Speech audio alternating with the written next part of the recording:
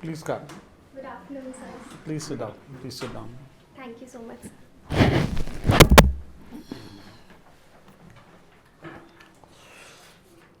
Your name? My name is Khushboo Oberoi, sir. Okay, Miss Khushboo. Second attempt. Have you gone to UPSC earlier also? Last year? Sir, I have given the prelims last year. I could not qualify that. So for the interview, you are going for the first time. Yes, sir. That's very nice. So let us start. Please tell us about yourself. So, as I said, my name is Khushboo Oberoi. I have done my graduation from Lady Irwin College in Home Science Honours, especially specializing in food and nutrition. My interests include playing the ukulele and writing a journal. If you are uncomfortable, you can take off the buttons of the coat. You can sit more comfortably if you so wish. But if you want to continue, the choice is yours. So, I'm comfortable. Thank you so much. Okay, so what is this ukulele?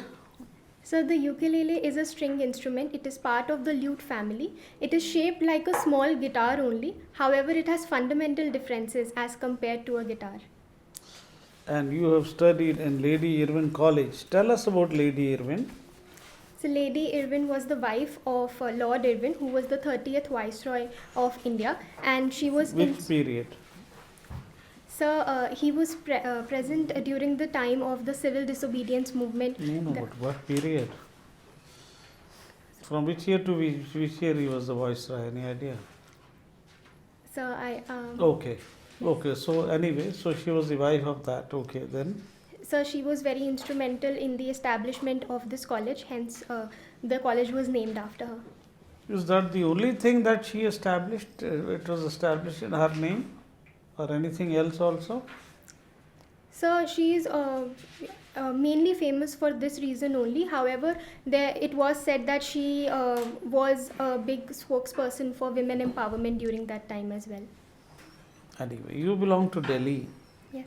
Can you tell us the history of Delhi, the brief, please? Landmarks from earlier times to present time.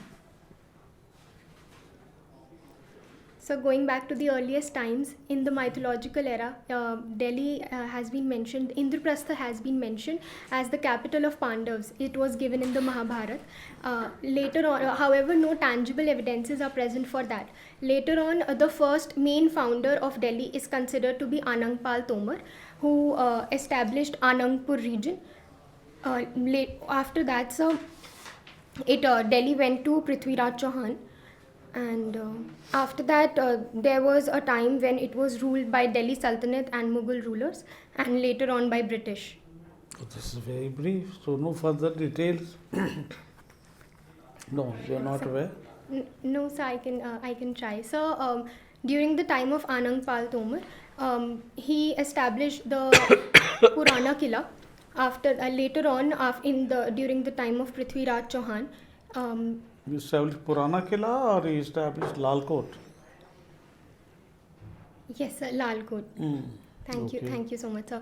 So Delhi has been part of 7 cities. So the 7 cities, starting from Delhi Sultanate, moved from the Qutub Minar was established by the slave dynasty. After that, Siri was established by Alauddin Khilji. After that, the Tughlaq rulers were instrumental in Tughlaqabad, Tughlaqabad, Firozabad, and one more name. Firozabad is in UP, not in Delhi. No? So the city was established. Its name. Like Firoz Shah Kotla. Yes, sir. Okay. Public administration is your subject. Tell me that about aspirational blocks program. Have you heard of this aspirational blocks program? Tell me what it is. So the aspirational blocks program was started by the government to focus particularly on those blocks that are lagging behind. When was that? So I am not aware of. How many blocks?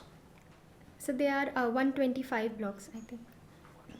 Okay. So it was established, and it was recently also highlighted in the budget that the program has been very successful. It was seen in some parameters. The program. It has been successful. It has just been launched, Khushboo. So the aspirational districts program. I was talking of aspirational blocks program. You're talking of the districts program. Yes, I'm sorry, sir. Okay, Yes, tell sir. me, what are the major challenges to the world?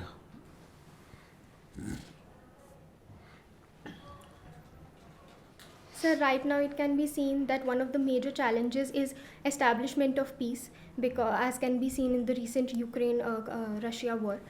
Apart from that, sir, another challenge is the problem of climate change, that is universal and will be affecting all the countries. And sir, also the challenge, as has been highlighted by the Indian government as well, there is a challenge that the multilateral organizations at the global level need to be reformed because they do not reflect the contemporary That's a realities. part of the piece, that's part of the piece. Yes, sir. Okay, tell me the major landmarks. Is my last question of in India's foreign policy since independence.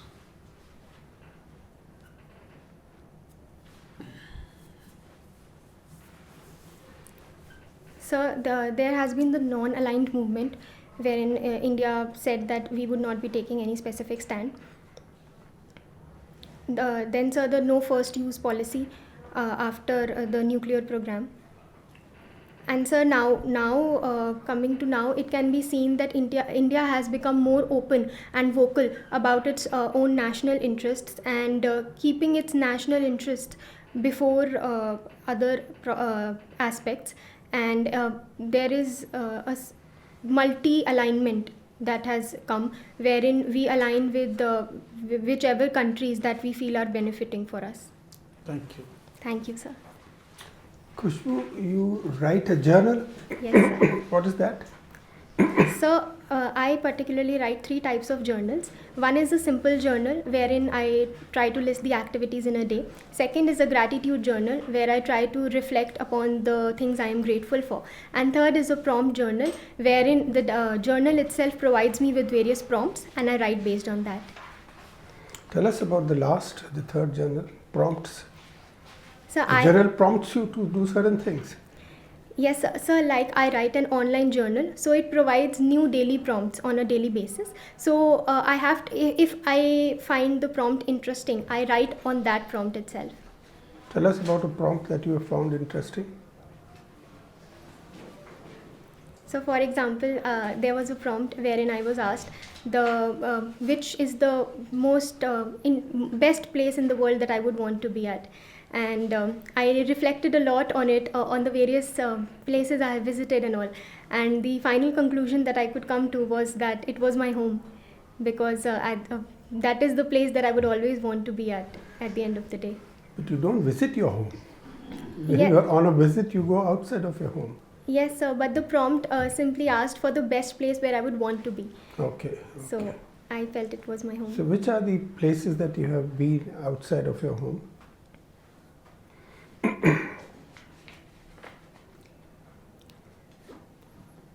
So I have been to various places, like the last one, I went to Manali recently.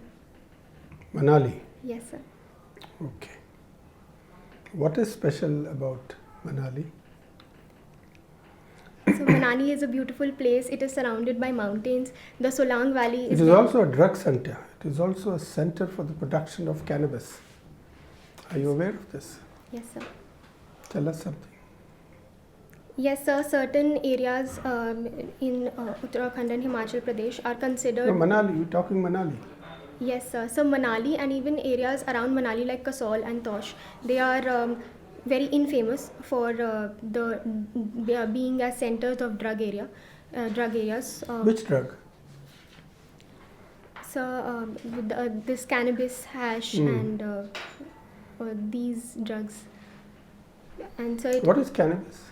Is it a drug or is it a plant? So it is a plant. And what are the derivatives from the plant? So the leaves.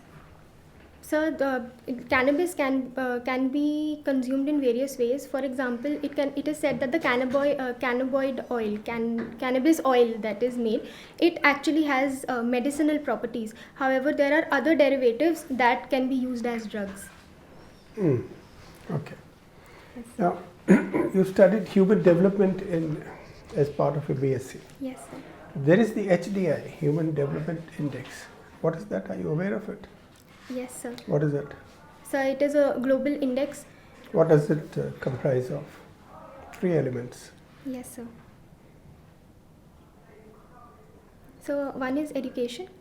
Second is Anyway, you see, this is one of the methodologies to estimate the extent of poverty. Are you aware of this? yes, sir. You can measure the extent of poverty through the HDI. Yes. Possible? So it can be done by the Using these 3 parameters. Well, it is being done by some economists. There are other methods of estimating poverty. Can you tell me which are those? Some of those. So there is the multidimensional poverty index by UNDP, Yes. which has a long list. It is very comprehensive. Long list meaning how Uh, many indicators?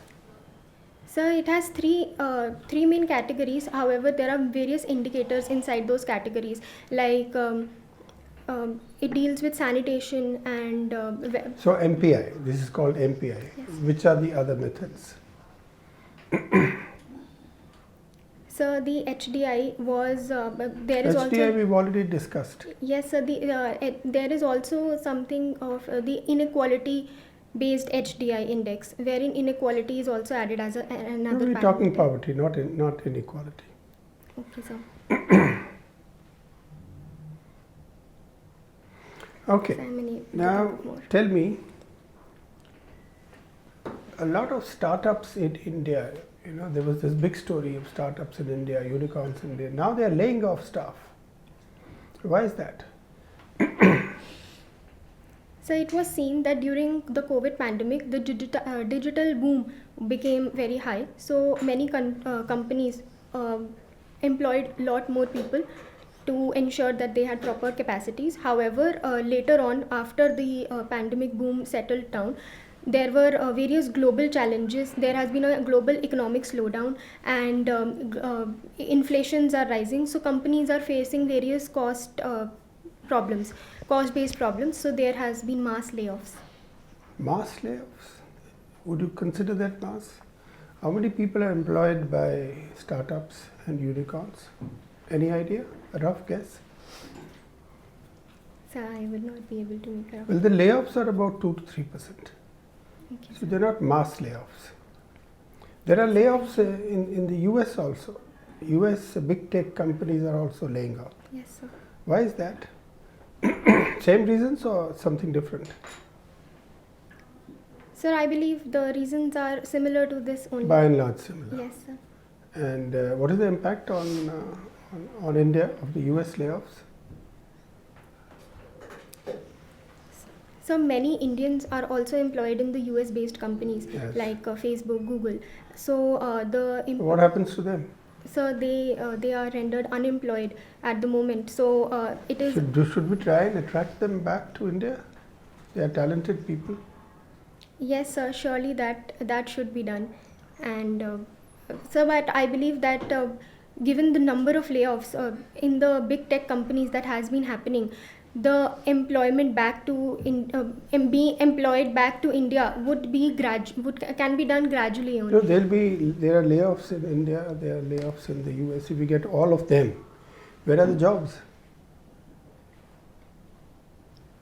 Or should we channelize their talent in some areas, critical areas? Yes, sir. They are currently being employed in the service sector only. So there is great opportunity for them being employed either in the manufacturing segment in somewhat ways, and so otherwise in the services only. Okay, now my last question. Budget. What are the sources of revenue? Where does the government get revenue from? So the revenue sources can be divided into 2 types. One is the current, the revenue receipt and the capital receipt. So in revenue receipt, there are the taxes mainly from which revenue comes. Then non-tax receipt can be from any profits from PSUs.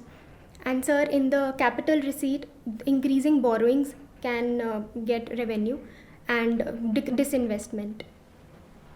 Thank you. Thank you, sir. Miss Khushboo Oberoi, Yes, sir. what do you think are the main security challenges of India?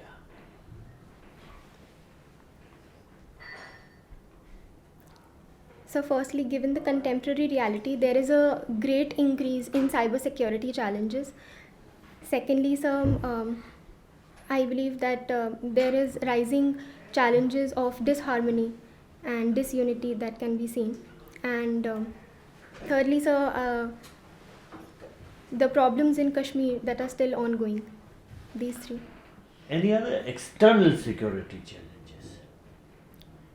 So in the external arena, it can be seen that our two main neighbors, the Pakistan and China, while it can be seen that China is constantly trying to increase its unlawful territory inside India, it is taking these steps, and so from Pakistan we continue to face terrorism-related challenges. Apart from the territorial aggression from China, are there some other threats that we face from that country? So recently it was highlighted that China is also making a dam on the Brahmaputra river in its own area, which can have certain problems for India. So with that regard, the Indian government is also currently working to ensure to build a hydropower project in Arunachal Pradesh so that those challenges can be addressed. Do we also face the Chinese threat in the maritime area? Yes, sir, it can be said that China is using a policy wherein it is increasing its presence in the Indian Ocean area. However, we are also taking various steps to increase our presence in the Indo-Pacific region. So I believe in that sense, India is trying to counter China. In the context of Pakistan, you said we face the threat of terrorism.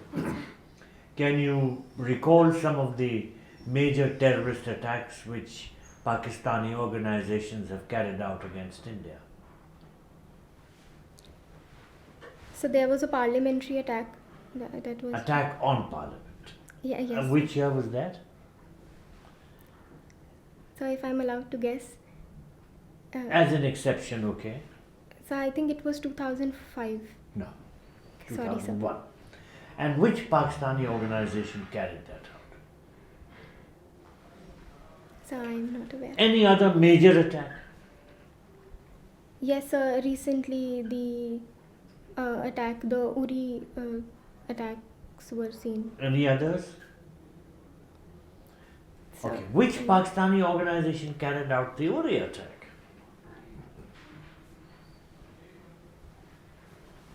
Okay. In which attack did the highest number of human beings die? In which attack were the highest number of casualties?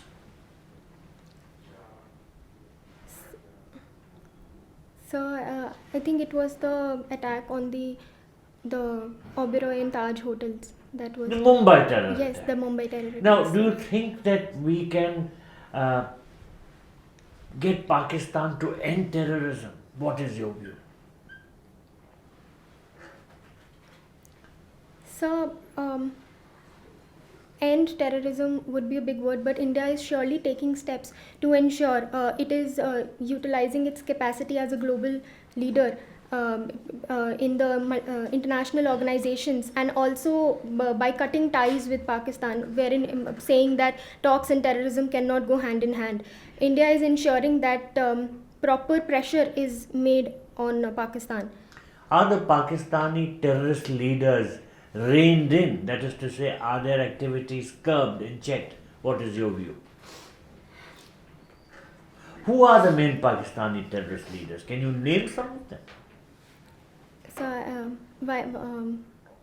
I do not know the leaders, but sir, the Tehreek-e-Taliban Pakistan organization Whom is one. the Tehreek-e-Taliban threatening? Is it threatening India right now? So while there is no direct dialogue or any such threat that has been mentioned, however, it has been seen historically that these organizations working in Pakistan. Have you read about the Tehreek-Taliban Pakistan? Sir, Whom is it targeting? sir, I have not read You've much not in read detail. about it, and you mentioned that. Yes, sir. Sorry, sir. Okay, let's change to another subject. You have surely followed India's G20 presidency, which is very topical. Yes, sir. Why is the presidency important? So G20 is a very important organization at the global level. It is responsible for 85% of global GDP, 75% of total global population. So and also it has the members in G20 are very are developed economies and major developing economies. So, what is India trying to do as G20 president? So India is trying to increase its role as a global leader. How? So firstly, India has, as has been stated, India is trying to project itself as the voice bearer of Global South in the G20 presidency. Secondly, there are various areas which are being highlighted, like so climate change related challenges, anti-terrorism challenges, and There is a working group meeting on climate change, which India is organizing soon. Do you know when and where? no, sir, Are you not- following these working group meetings? You see, India is setting the agenda, the global agenda, Yes. by having a number of working group meetings. Have you followed these working group meetings? Can you tell me some of the recent ones which have been held, on what subjects, where?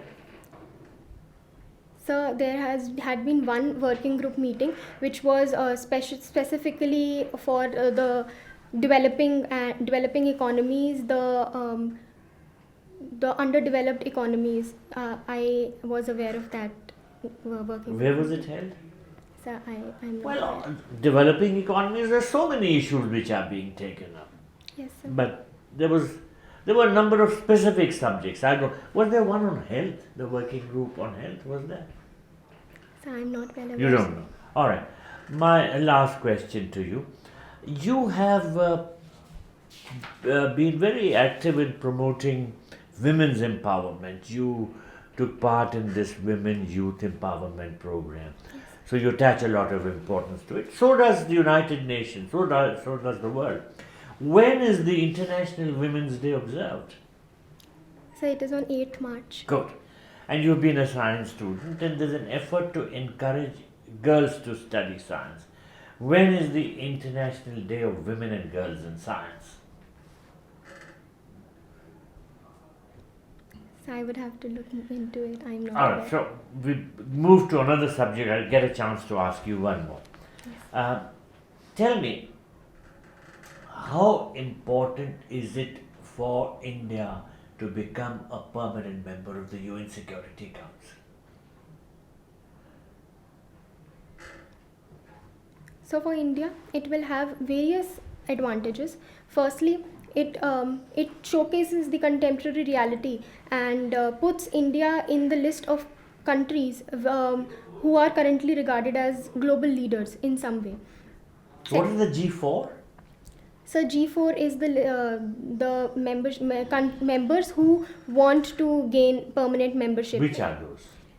So it is Germany, Brazil, Japan, and India. Very good. Yes, Thank sir. you. Thank you, sir. Yeah, Ms. Khushboo,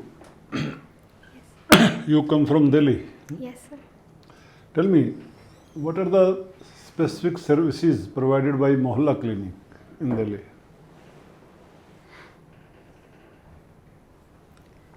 So Mohalla clinics represent the primary health centers. So they are mainly focused upon providing the diagnosis of diseases, and the blood tests are provided for free. And sir, they also help in providing medicines. Only blood test or some other test also? Yeah, yes, sir. They are the tests. They write down the Test tests. as such. Yes, sir. Approximately how many? So I am not aware of the number. Doesn't matter. There are some other type of Mohalla clinic they have opened. What are those recently? So there have been Mahila Mohalla clinics which have been opened, which specifically focus upon prenatal and antenatal checkups for women. Good. Only checkup. So they would also be employing the tests and providing medicines or supplements. Whether there will be gynecologist there? Yes, sir. I think so. Okay. Why then? Why is Guessing, because she's guessing. She's not sure. She voice doesn't is know. dropping? So she knows.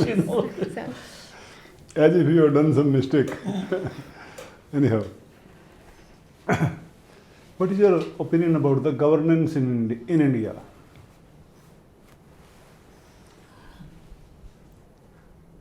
so overall, I would say that there have been various steps that have been taken to improve the working of governance in India, and it is at a good level. However, further reforms can surely be done. What further is required?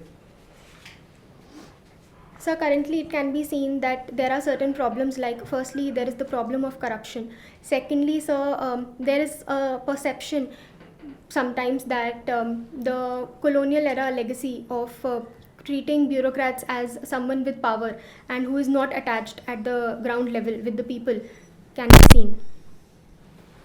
These are all two things. So it can also be seen that there is a lot of focus on rules and procedures. In this regard, it can also be seen that the government of India is focusing on rule-based to role-based governance. Rule-based too? Role-based governance, sir. Can you elaborate it? So while it can be seen that rules are very important for ensuring formal structure of bureaucracy is maintained, however, it is not possible that in every situation rules can be followed. In that regard, role of a bureaucrat, the position in which he or she is present, and based on the local challenges of the area where he or she is posted. So that will become arbitrary. If it is not rule-based, and if rules are not good, then they can change the rules rather than not following them and acting arbitrarily. So I believe in some areas autonomy is needed, as was recently seen even during the COVID pandemic. The district magistrates were given greater powers to put lockdown depending on the daily cases. So power were given as per rules only, no? Or without rules? So with rules, but the rules have been modified to focus more on role of a bureaucrat, the role in which he or she is working, the particular area in which he or she is working. Greater training needs There to is be. a saying, some people say, probably you may be one of them, rules are for fools. Do you agree with that? Sir, I would not completely agree with that. Rules are surely very important. In a formal structure, Those who are in power, they don't follow rules, and those who are fools means they think that rule is very important. They keep on following rules. Anyhow, think over it. We will not go much further in that. Ease of doing business. Your father is a business person, Yes. businessman. Yes, sir. What kind of business? So my father is involved in the hospitality business of banquets. He has 3 Banquets, banquets. yeah. Yes, sir. So with this ease of doing business, any help he has got? Surely, sir, one of the things that I can think of is that with increasing digitalization of governance, there has been a single window system for clearance of licenses. So that was very beneficial for ensuring proper licenses during. That is for setting up the business, but he is already running a business. So when he got the ownership of the banquets, at that time he had to look into all the licenses. So which licenses were not present by the previous owner. So he had to work for ensuring that all licenses are present. So in that regard, he said that it was very helpful, the single window system. Good. And what is the ranking of India in that ease of doing business? you can cannot look for, recall. no problem. You are done in home science, isn't it? I feel strongly that home science is not a science, it's an art. Managing a home, nowadays particularly when incomes are so low, particularly for some people, majority of the people, so it is an art to manage the home. What is your opinion? So while in some areas I do agree with you that the personal creativity of a person and innovative spirit of a person can really help in increasing the management of home. However, as we were taught in even in my course, there are scientific evidences behind various things. Like my specialization was in food and nutrition. We were taught about balanced diet, what percentages are needed, and how what foods should be eaten and why so. So these facts are backed by proper scientific evidences. So I would say that it also has. So what was taught actually? What food is good? So, like we were taught about junk food, why junk food is not good, and in a balanced diet, we see that a balanced diet. But whether should- science is required for that? You eat junk food, you will realize that it is not good. Your stomach gets upset. So you can conclude otherwise also without science. So, but just the stomach getting upset, I believe Okay, there are. Also, now there is a theory that there is no standard diet for good diet for everybody. Every individual is a unique person and a unique diet is good for him or her. Do you agree with that?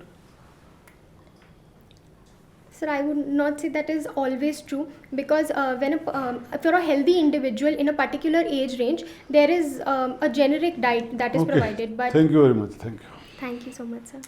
Thank you, Ms. Khushboo. Our discussion with you is over.